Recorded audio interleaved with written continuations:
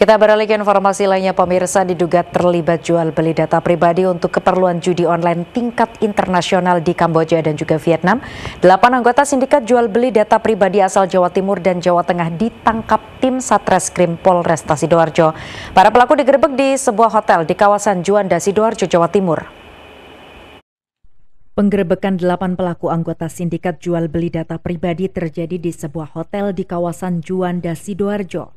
Setelah mengintai beberapa jam, polisi berhasil menggerebek 8 pelaku termasuk 2 wanita, diantaranya RAK 31 tahun warga Porong Sidoarjo, BA 28 tahun warga Mojoanyar Mojokerto, JP 29 tahun warga Cepu Blora, RWD 36 tahun warga Magersari Mojokerto, MRF 27 tahun warga Gondang Mojokerto, ASF 25 tahun warga Sutoyan Blitar, FI 40 tahun warga Mojoanyar Mojokerto, dan FY 31 tahun warga Sambikerep, Surabaya.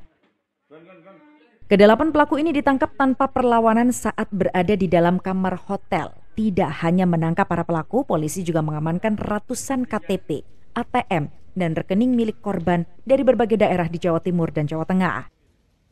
Hasil pemeriksaan mengungkap para pelaku mendatangi korbannya di wilayah pinggiran kota untuk membeli data KTP dan nomor rekening bank dengan imbalan antara Rp500.000 hingga Rp1 juta per KTP.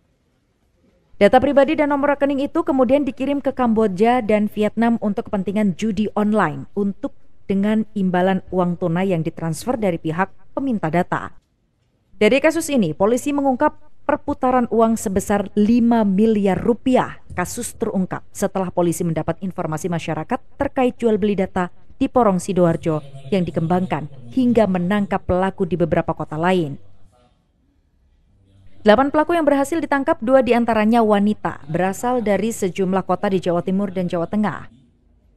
Berdasarkan adanya informasi dari masyarakat bahwa terdapat dugaan aktivitas jual beli data pribadi, dalam hal ini KTP dan rekening, KTP rekening,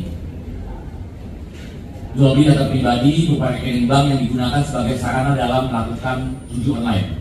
Ada 8 orang pelakunya ada di beberapa daerah termasuk di Jawa Tengah, karena mereka melakukan kejahatannya dengan mengumpulkan data-data itu, kemudian mendaftarkan pada rekening bank, mengaktifkan rekening dan m-bankingnya, dan rekeningnya langsung diambil alih oleh para pelaku ini untuk dikirimkan ke luar negeri, ke wilayah Kamboja, kemudian ke Vietnam.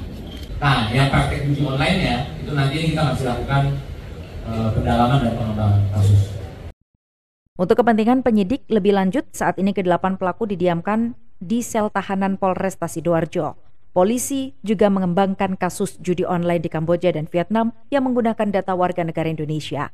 Dari Sidoarjo, Jawa Timur, Rohit Khan melaporkan.